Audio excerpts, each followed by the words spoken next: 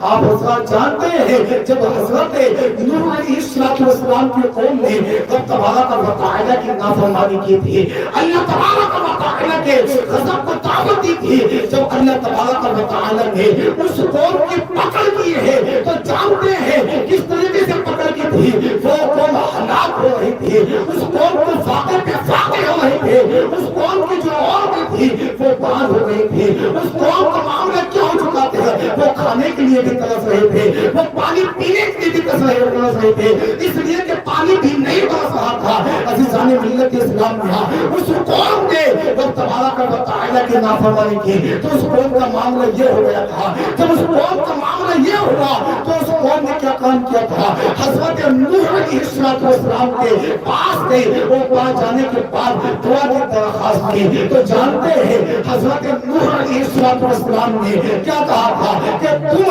اللہ تبارک و تعالی کی بارگاہ میں اپنے گناہوں کی معافی مانگو، اس کی بارگاہ میں گر گراؤ، اس کی بارگاہ میں توبہ استغفار کرو، اس لیے کہ توبہ استغفار کرنے والے کو اللہ پاک بڑا پسند فرماتا ہے۔ اور میرے بھائیوں اس بات کو بھی آپ اپنے دل کی تختی پر نوٹ کر لیں کہ توبہ استغفار کرنے والے سے بھی شیطان بھاگ جایا کرتا ہے، شیطان بھی بھاگ جایا کرتا ہے۔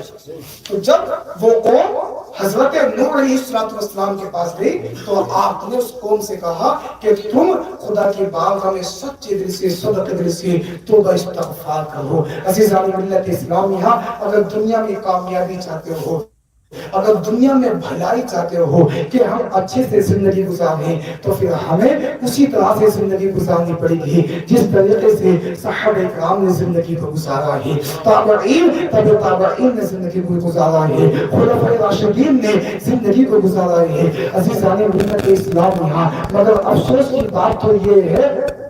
آج ہوشیار کس کو کہا جاتا ہے، عقل مند کس کو کہا جاتا ہے، جو سب سے زیادہ گالیاں دیتا ہے کہا جاتا ہے یہ بندہ بہت زیادہ ہوشیار ہے، جو سب سے زیادہ جھوٹ بولتا ہے تو کہا جاتا ہے یہ بندہ بہت زیادہ انٹیلیجنٹ ہے، جو جناب دوسروں کا حق مان رہا ہے کہا جاتا ہے یہ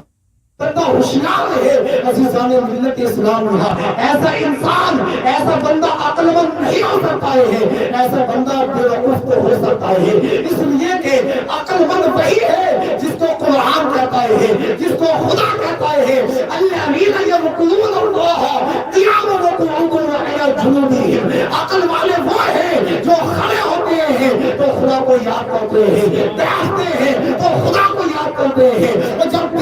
اس دور کو جاتے ہیں اس وقت بھی خدا کو یاد کرتے ہیں۔ میاں عقل مند وہ نہیں ہے جو کھڑے ہیں تو دنیا کی باتیں کر رہے ہیں، بیٹھے ہیں تو گپے شپے لا رہے ہیں، آرام کے لیے بستروں پر جا رہے ہیں تو پکچریں دیکھ دیکھ کر سو رہے ہیں۔ میاں یہ عقل مند نہیں ہے، عقل والے وہی ہیں جو کھڑے ہوتے ہیں تو اللہ اللہ کہتے ہیں، جب بیٹھتے ہیں تو دین کی باتیں کرتے ہیں، اور جب بستروں پر جایا کرتے ہیں تو جانتے ہیں پکچریں نہیں دیکھتے ہیں۔ عالم تصوف میں مدینہ شریف کو لے کر آتے ہیں اور زبان حال سے یہی کہتے ہیں یا رسول اللہ، میں سو جاؤں یا مصطفیٰ کہتے کہتے کھلے آگ صلی اللہ کیسے کہتے، اور حبیب خدا کا نظارہ کروں میں دل و جاں پر نثارہ کروں۔ نعرہ تکبیر، نعرہ رسالت، یا رسول اللہ کے اعلیٰ حضرت۔ میرے بھائیو، یہ ہے عقل مند انسان، یہ ہے عقل والا۔ اگر زندگی میں کامیابی چاہتے ہو، کامیابی چاہتے ہو تو ہمیں بزرگان دین کی زندگی کو پڑھنا پڑے گا۔